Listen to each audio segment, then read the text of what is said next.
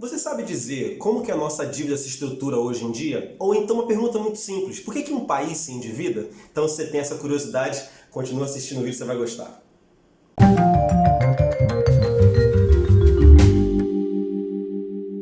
Muitas pessoas me perguntam por que um país se endivida. Isso basicamente acontece porque a gente não consegue dar conta do orçamento, ou seja, é igual na nossa casa. A gente não consegue pagar todas as despesas e resolve contratar um empréstimo. O único problema é que isso é feito com volumes muito maiores quando a gente fala em termos de país. O que acontece? Tem que entender uma coisa muito simples, tá? A gente vive num modelo de capitalismo hoje em dia chamado de capitalismo financeiro. E basicamente o que acontece? No capitalismo existe um grupo de pessoas pequeno que detém o meio de produção e um grupo de pessoas muito maior que não detém esses meios. E aí basicamente é isso que acontece. No caso do capitalismo financeiro é basicamente a galera que tem a grana e a galera que não tem a grana que pede emprestado. Basicamente no caso do Brasil, a gente é o pessoal que pede o dinheiro, né? Então nesse caso o que acontece?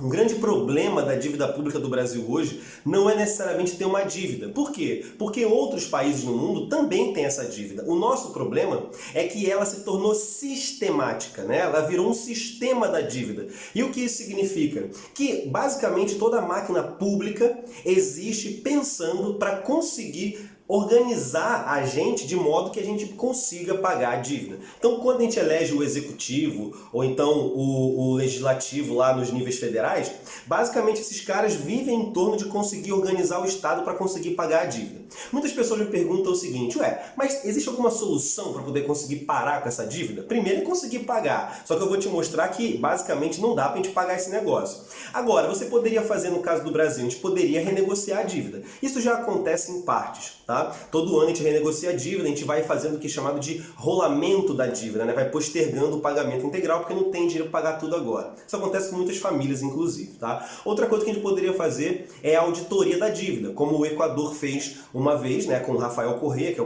foi o presidente que fez, e ele conseguiu reduzir mais da metade da dívida, justamente por isso, porque foi ver que existiam acordos ilegais. Ou então você pode decretar moratória, isso é um nome bonito para chamar de calote, e o Brasil já fez isso em 1987 com o presidente na época que era o Sarney, né? Aí muitas pessoas me perguntam assim, beleza, mas existe um ponto que é importante. Tem outros países que têm dívidas maiores que do Brasil. Por exemplo, eu fiquei sabendo, as pessoas me perguntam, que o Japão tem uma dívida de 200% do PIB. Qual é o problema disso? Então eu vou te mostrar dois gráficos agora. Realmente, quando você vê esse gráfico aí, você olha que o Japão tem uma dívida de 239% do PIB deles. Aí você vem decrescendo, Itália, Estados Unidos, França, até chegar ao ponto de que o Brasil tem uma dívida superior à da Alemanha e um pouquinho atrás aí do Reino Unido. Qual é o problema? Por que o Japão ele pode ter uma dívida desse tamanho e a gente não pode ter? A gente se compromete tanto assim? O Japão consegue ter uma dívida desse tamanho basicamente porque ele tem, vou falar para você 5 coisas, tá? Não vou nem falar muito. Primeiro, a economia e a política do Japão é muito estável. Então, quando os credores internacionais mandam dinheiro para eles, o custo desse empréstimo ele vai ser pequeno. Os caras estão mais tranquilos, principalmente porque é o Japão. Você não vê revoltas civis, tomada de poder que nem acontece no Brasil, acontecendo no Japão. Segunda coisa, eles têm uma mega poupança. O que isso significa? Que boa parte do PIB japonês é guardado. Vou te dar um exemplo. O Brasil guarda por volta de 15% do PIB. E o Japão ele tem uma reserva de poupança de 25%. O que isso significa?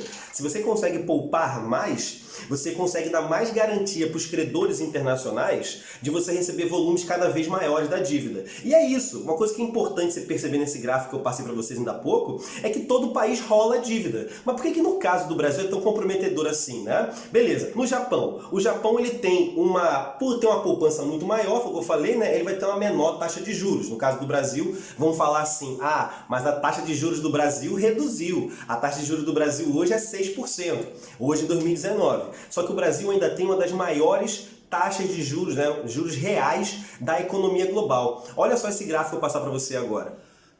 O que a gente está vendo nessa tabelinha é que o maior juro real é da Argentina, aí com 5,23, e o Brasil tem 1,63. Quando você olha outros países aí nessa tabela, você vê que praticamente todos os países do mundo ou estão com juro real zero ou negativo. E o que isso significa? Isso significa o seguinte, essa é a diferença que existe entre a inflação e a taxa básica de juros, é chamado de juro real. No caso da Argentina é o maior, Porque lá no Instagram, inclusive, eu já falei sobre a crise da Argentina, né? Se você quiser dar uma olhadinha lá, eles precisam manter essa taxa de juros real muito alta justamente para conseguir atrair investimentos, porque senão ninguém vai querer investir na Argentina, né? Muito bem. Fora isso, o que a gente tem em relação ao Japão? Por ser um país muito rico, basicamente eles têm muito dinheiro para conseguir pagar. Então veja, um país que vende produto de tecnologia, que vende celular, que vende televisão, que vende uma série de produtos de altíssimo valor agregado, ele vai conseguir gerar o aumento do PIB junto com o aumento da dívida. É por isso que no Brasil hoje a gente tem uma aceleração muito grande para conseguir exportar cada vez mais carne, soja, minério. Por quê? Porque para a gente conseguir se endividar mais, a gente tem que gerar cada vez mais riqueza. O Japão consegue gerar um aumento aí, né, sem comprometer de fato a sociedade. Por quê? Porque ao mesmo tempo que eles aumentam a dívida, eles administram a dívida, mas vão gerando mais riqueza. E aí, consequentemente, né, eles vão conseguindo manter uma qualidade de vida. No Brasil não, como a gente tem produtos de baixo valor agregado como principal exportação da gente, para a gente é um sacrifício conseguir aumentar a riqueza, aumentar o PIB. Você vê agora as previsões de 2019 de aumento do PIB, ela fica ali perto de 1% quando é 1%, né? Já avalia-se que vai ser menos que 1%. E, consequentemente, o que a gente tem? A possibilidade de se endividar mais. Agora, e no caso dos Estados Unidos? No caso dos Estados Unidos, você viu aí que tem uma dívida de 100% do PIB, né? Você consegue ter isso porque os Estados Unidos, ele é o fabricador global de dólar. Aí é mole. Se tu tem uma fábrica de dólar em casa, o que tu vai fazer? Tu vai fabricar dólar. Então, nesse caso, o que acontece? Os Estados Unidos, toda vez que ele chega a dívida pública no teto de gasto aprovado pelo Congresso, o que simplesmente eles fazem? O Congresso aprova um teto maior, um teto maior, um teto maior, e a dívida aumenta, aumenta, aumenta, aumenta, só que eles são os fabricadores de dólar. Lá no Instagram eu falei que isso pode quebrar daqui a pouco por conta da criptomoeda dentro da China, mas isso não é importante agora. O que acontece então é o seguinte, olha esse gráfico. Olha que interessante que a gente observa. A linha azul são os tetos do gasto norte-americano, né? Você vê que desde 2008 ele vem progressivamente aumentando, principalmente por conta da crise de 2008, né, da quebra do banco Lehman Brothers. E aí, basicamente, o que você vê é o seguinte, você vê, conforme a dívida pública vai chegando no teto, o que eles fazem? Ampliam o teto. E aí, então, irmão, é mole. Se eu tenho uma fábrica de dólar, eu vou produzir dólar até morrer, né? Agora tem uma coisa interessante que me perguntam, que é assim, beleza, o Brasil está endividado, a gente está tendo problema, tem que fazer uma série de reformas para resolver. Mas da onde vem a nossa dívida? Isso é muito importante para a gente conseguir entender, tá? E a gente tem que levar em consideração o seguinte, quando a gente nasce, a gente já entra num jogo que está sendo jogado. Ou a gente entende quais são as regras, ou a gente vai ficar perdido aqui a vida inteira. Então o que acontece? Eu vou explicar para vocês da onde vem a nossa dívida. Basicamente vem da necessidade da gente tentar se infraestruturar para receber investimentos, participar de fato do capitalismo, ter um mercado consumidor de fato. E onde foi que eu demonstrei isso? Lá no vídeo anterior. Então o que acontece? Em 1958, o JK faz o primeiro acordo com o FMI para receber os empréstimos. Depois, em 1961, o Jango ele consegue parte do valor requisitado. Por quê? Porque como o Jânio Quadros ele renunciou, o Jango só consegue absorver 4% do empréstimo pedido pelo Jânio Quadros. Em 1965, o Castelo Branco pega um novo empréstimo, mas ele se compromete com o Fundo Monetário Internacional de conter a inflação e equilibrar a balança de pagamento. Só que tem um problema, 65 é o ano em que os Estados Unidos manda as primeiras tropas de fato para a guerra do Vietnã. Então, consequentemente, o esforço de guerra vai fazer com que as taxas de juros internacionais fiquem ouriçadinhas. O que vai acontecer? 1971, fim do padrão ouro-dólar. Então, isso já faz com que o dólar se torne uma moeda unicamente fiduciária, sem uma equiparação com algo material. Depois, 1973, vai ser a primeira crise do petróleo. Depois, 79, segunda crise do petróleo. E o que acontece entre 65 e 79 é o aumento abrupto das taxas de juros internacionais. Então, como você pode ver nesse gráfico, a passagem dos anos 70 para o 80 explode a taxa chamada de prime rate, que é literalmente a taxa que os Estados Unidos usa para poder basear os seus acordos. E como são taxas de juros flutuantes, veja que conforme a taxa aumenta, os nossos empréstimos vão ficando cada vez mais caros, os juros impagáveis. E aí, eis que chega o ano de 1982 e o México decreta a moratória. Obviamente, se há a decretação da moratória, o que acontece com a taxa de juros da Prime Rate? Aumenta mais ainda. E aí, consequentemente, compromete mais a gente. É literalmente o momento em que inicia no Brasil a chamada década perdida, que foi o momento em que o Brasil praticamente ficou estagnado durante os anos 80 inteiros.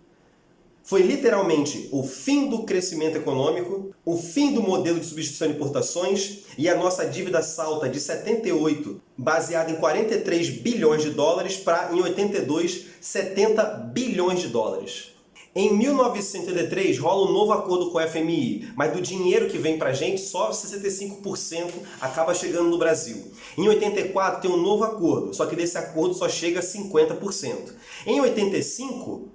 a gente não vai conseguir cumprir as metas impostas pelo FMI e o FMI suspende o repasse de empréstimos. Em 86 é lançado o Plano Cruzado, que tem como principal meta congelar preços. Eu parei um pouquinho aqui a sequência para te mostrar uma coisa. Congelar preço é uma maluquice. Porque veja, quando você congela o preço de um produto e a economia continua funcionando, tá? Basicamente o que você entende é que os caras que fornecem aquele produto, como o preço não aumenta acompanhando a economia, o que vai acontecer? Você acha que quem fabrica vai ter o interesse de continuar fabricando e disponibilizando o recurso? É claro que não. O que vai acontecer com a oferta do produto? Vai reduzir. É óbvio que depende do produto, mas de qualquer forma, a demanda por ele, se não reduzir junto, continuar ou igual, no mínimo igual. E enquanto a oferta reduz, o que vai acontecer com o preço? Se tem escassez do recurso, o preço aumenta, porque a demanda continua no mínimo igual. Mas conforme a demanda continua igual, o que acontece com a oferta baixa faz a inflação aumentar, o preço aumenta, né? Então, consequentemente, você tentando conter o problema acaba só jogando mais gasolina no problema. Congelar preço é um problemaço para o capitalismo. Consequentemente, em 87, o Sarney decreta a moratória e interrompe os juros e o pagamento do principal. É claro que ele vai arrumar uma crise absurda com os credores internacionais. Em 88, junto com a Constituição Federal, a gente consegue um novo repasse. Só que só chega para o Brasil 34% do que foi pedido. Em 92, com o Collor, ele fecha um novo acordo, mas só consegue receber 8,5% do que foi pedido. Em 94 vem o Plano Real. A dívida é renegociada e a gente consegue regularizar o crédito externo. Quem era o ministro da época? O senhor Fernando Henrique Cardoso. Em 98 tem a crise da Ásia e da Rússia. Isso vai lembrar a moratória do México. E o país faz um novo empréstimo como um socorro por essa preocupação da elevação das taxas internacionais mais uma vez. 2001 tem um novo pacote de socorro. Em 2002 tem um novo pacote para socorro da economia do Brasil. Mas a gente não consegue rolar a dívida. Essa etapa da série de vídeos que eu estou fazendo sobre a economia do Brasil é muito importante porque a gente consegue sentir como era o cenário internacional, em 2002, quando chega naquele ponto ali, que eu falei para vocês ainda há pouco, no qual o Lula assume o poder. O Lula assume o poder do Brasil em 2003, vindo dessa maluquice. Tanto é que em 2002, quando sai a carta ao povo brasileiro, que eu vou tratar também quando eu começar a falar sobre o governo Lula, ela veio para dar uma acalmada no cenário internacional e nos credores. Por quê? Porque a galera tinha muito medo do Lula entrar no poder e decretar uma norma moratória, não pagar nada, renegociar a dívida, enfim. Então, nesse caso, é muito importante esse momento. Vejam como o Brasil está inflando, explodindo em termos da dívida. Então, a questão toda é, a gente não vai pagar a dívida por quê? Primeiro que a gente não vai pagar porque não é interessante para os credores internacionais, já que eles implantaram literalmente um parasita de dívida no Brasil, e a gente sempre fica mandando juros, já que a gente não consegue pagar tudo de uma vez só.